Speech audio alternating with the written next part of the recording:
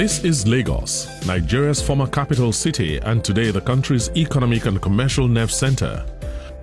Although she had the smallest geographical size in the country, Lagos has always attracted a huge population influx daily from within and outside Nigeria by people in search of success and economic prosperity.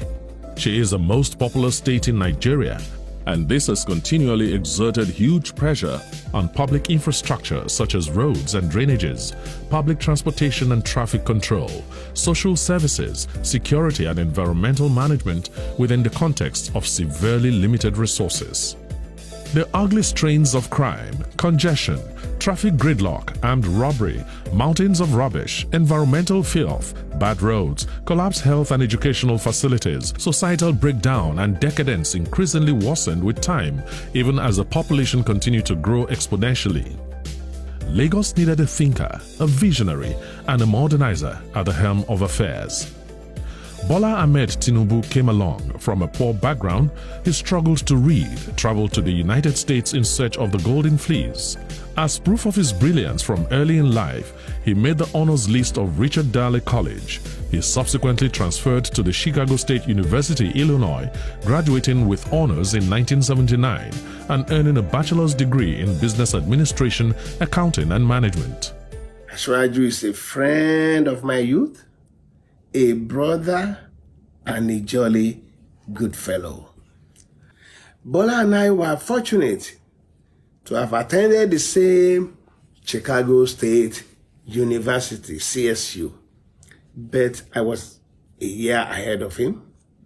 Bola studied accounting, and noteworthy to state is how much of an exceptional accounting student he was. So much so that he was a tutor and an academic mentor to his classmates and other students. Bola is a genius. It was not surprising that eventually graduated with honors and distinction with the prestigious cum laude. That was inevitable. Upon graduation with honors and several awards, Bola Tinubu cut his professional teeth at the American-based Arthur Andersen Deloitte Haskins & Sells, now called Deloitte Haskins & Touche, and GTE Service Corporation, the largest communication and utility company in the United States of America. Meanwhile, at Deloitte Haskins & Sells, the young and professional Bola broadened his experience by participating in the auditing and management consultancy services of General Motors, First National Bank of Chicago, Procter & Gamble, International Harvester, GEC, and other Fortune 500 firms. On his return to Nigeria with his international experience in finance management, young Bola joined Mobil Producing Nigeria as a senior auditor before he retired as the company's treasurer. Bola Tinubu came to us late 1983 in Mobil Nigeria PLC to attend an interview for the position of an auditor in our audit department. He did the interview, he did excellently well, and we had no choice than to offer him the job. He came in and his performances were great, were excellent.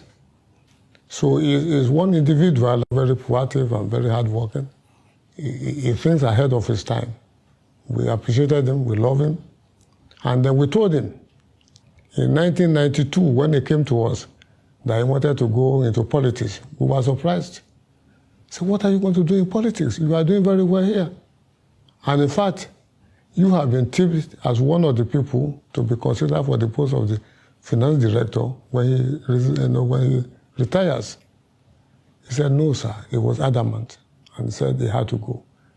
Then we then said to him, for the excellent job you have done here, if you had to go and you lose, please come back to your job.